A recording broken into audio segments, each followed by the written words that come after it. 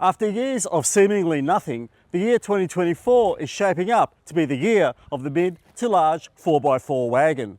We've already seen the next generation Toyota Prado that absolutely defines a segment, and coming soon there will be a Mitsubishi Pajero and of course the long-awaited Y63 Nissan Patrol. But GWM is one step ahead of all three Japanese icons with this, the Tank 500. It's here, it's all new, and most importantly, it's hybrid. Is this the start of a new world order in 4x4 wagons? Let's find out. Like its smaller Tank 300 kid brother, released in early 2023, the full-sized 3-row Tank 500 is both off-road and value-focused. There's no denying the sensational pricing, especially when you consider how much more kit it comes with. The base Lux kicks off from $66,490 drive away, while the Ultra starts from just $73,990 drive away also. And you know what? It's not as if the Lux is lacking in anything, with auto-leveling LED headlights, adaptive cruise control, a sunroof, side steps, powered and heated front seats, a 360-degree view camera setup, electric rear diff lock, and a long list of safety items. More on those in the safety section. Stepping up to the Ultra switches fake leather out for Napa trim and adds retractable side steps, vented and massaging front seats, a panoramic sunroof, vented second row seats, a powered third row bench, a 12-speaker premium audio setup, double layered glass, noise cancelling tech, and a front diff lock, amongst other gear. Except for the missing power tailgate in either, it's difficult to think of much else you might want or need. And of course, there's the hybrid system, which at the time of recording makes the Tank 500 a unique proposition against other 3-row off-road opponents like the soon-to-be replaced Prado and Nissan Patrol. In time, others will come obviously, but for now, GWM owns this space, yet does so without seemingly greedy pricing. For pricing at least, this is a rare 10 out of 10 from us. Don't forget, you can read my full review at carsguide.com.au to find out more. Design, of course, is subjective, but if you asked AI to render a large 4x4 wagon in the mould of a recent-ish LandCruiser or Prado or even Pajero, it might end up looking like this. Beyond the PR nonsense of the grille being inspired by ancient Chinese Eastern architecture, this could be any old four-wheel drive.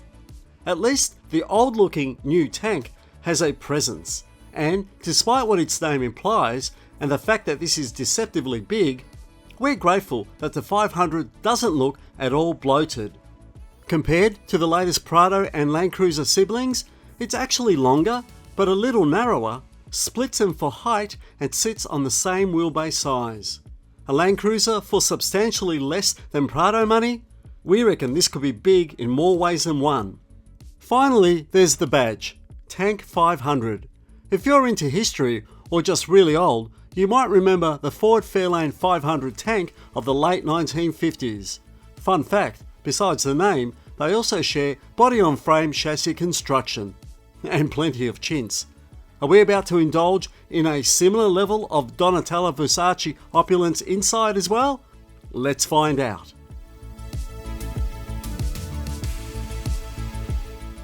If the samey styling isn't your cup of tea outside, then the Tank 500 makes a strong and surprisingly restrained case for your cash inside. For starters, there's probably more space than the exterior dimensions suggest, offering sufficient accommodation, including headroom for most adult-sized occupants. The front seats provide ample support, and the good driving position should find favour with most people, and vision out is actually a-okay as well.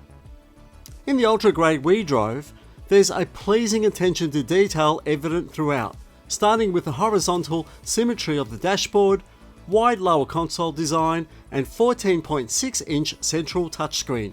It all looks and feels great.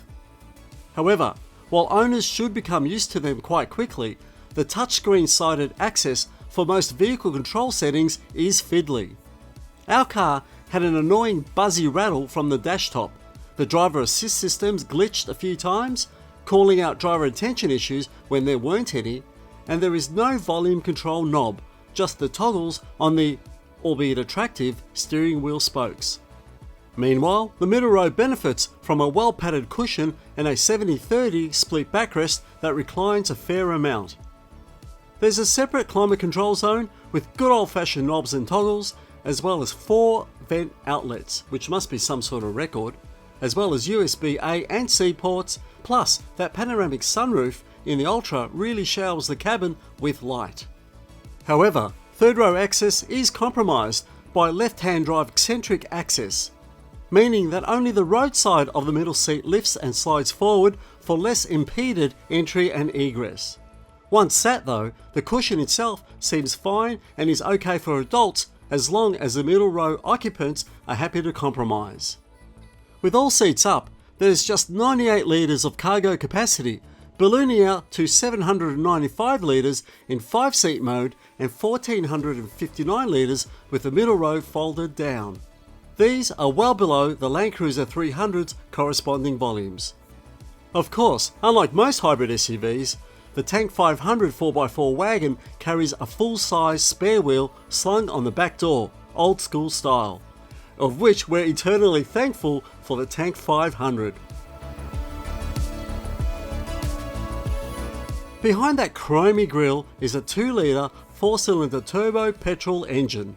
Mated to an electric motor, the combined power and torque outputs are 255 kilowatts and 648 newton meters respectively. That torque figure, by the way, seems very optimistic. Anyway, it's all sent through to either the rear or both axles via an in-house 9-speed torque converter automatic transmission. There are your usual 2-wheel drive and 4-wheel drive high and low ranges on offer. To keep you moving off the beaten track, the Tank 500 offers 30 degrees of approach angle, 22.5 degrees breakover angle and 24 degrees of departure angle. Ground clearance is 224mm, while water wading depth capability is 800mm. And don't forget, the GWM uses body-on-frame construction, with a double wishbone independent coil sprung setup up front and a multi-link live axle coil sprung suspension system in the rear. Curb weight is at least 2,605 kilograms. And finally, towing capacity is a competitive 3 tons braked and 750 kilograms unbraked. GWM makes a point that the Tank 500 hybrid system is there mainly to improve overall drivability and performance rather than strive for outright economy. Now, keeping this in mind, with standard 91 RON unleaded petrol in its 80-litre fuel tank, the official figure is 8.5 litres per 100 kilometres, for a theoretical average of over 940 kilometres between refills. But we didn't get a chance to do that on our tight launch program, though with a combination of urban, highway and thirsty off-road driving, our trip computer read out a disappointing 12.3 litres per 100 kilometres. There is no ANCAP crash test rating for the Tank 500 for now. But a spokesperson assures us that thanks to internal testing, it ought to yield the desired 5-star result in the future. We'll have to wait and see for that. Most of the expected driver assist tech is present, from autonomous emergency braking to front and rear cross-traffic alert systems, while the GWM also offers 7 airbags, including a center one for the front occupants. Check out my full Tank 500 hybrid review at carsguide.com.au to find out more. Befitting its role as the brand flagship, the Tank 500 Hybrid is the first GWM with 7 years of roadside assistance and cap price servicing to match the brand's 7-year unlimited kilometre warranty. However, at the time of recording, GWM had yet to reveal what the pricing would be. We also know that service intervals are at least 12 months or 10,000 kilometres, whichever come first. Now, I'm a bit of a fan of the Tank 300. given its price and its capability on and off-road, it presents quite a compelling, cheap package that doesn't actually feel too cheap or nasty. However, the Tank 500 get another reality to what GWM is trying to do with this sub-brand that it has. So this being a hybrid, and the first hybrid medium to large SUV that goes off-road available in Australia, it's got some big expectations to meet. And I've got to say, initially, I'm impressed. I'm impressed with the quietness and the smoothness of the turbocharged 4-cylinder petrol engine. I can feel the hybrid electric assistance quite seamlessly kick in to provide me just that extra bit of performance boost, such as when you're overtaking or you just need to give it a bit of a bootful. And that also ties in well with steering, which given this is a ladder frame chassis 4x4, it ties in well with steering that is actually quite responsive and surprisingly direct and calm, and yet light enough to be quite maneuverable around town or when parking. It doesn't quite feel its bulk or heft when you're driving through tight turns, and it handles quite well too. However, GWM still has some homework to do when it comes to the level of interference from the intrusive and at times even hysterical driver assist safety systems. The constant barrage of completely unnecessary warnings and chimes is tiresome even after a short stint behind the wheel, proving that more Australian road tuning is required before the Tank 500 can truly meet local tastes.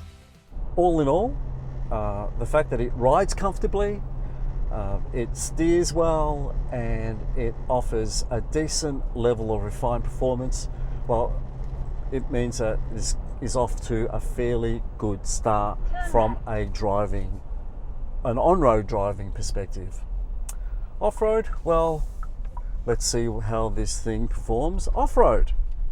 Our brief excursion onto a proper four-wheel drive track showed plenty of promise, with sufficient ground clearance, impressive wheel articulation, and the right combination of gearing and diff locks in our ultra hybrid version to get through a quite challenging course. And all the while, the Tank 500 imparts a sense of confidence that it can tackle most off-road tracks with a high degree of skill and capability. Our only notes concern the fact that this lacks the low-down torquey grunt of a proper diesel when clambering through really challenging paths. Otherwise, it seems the GWM hybrid has the right stuff to keep up with most of the competition, and that includes internal combustion engine ones.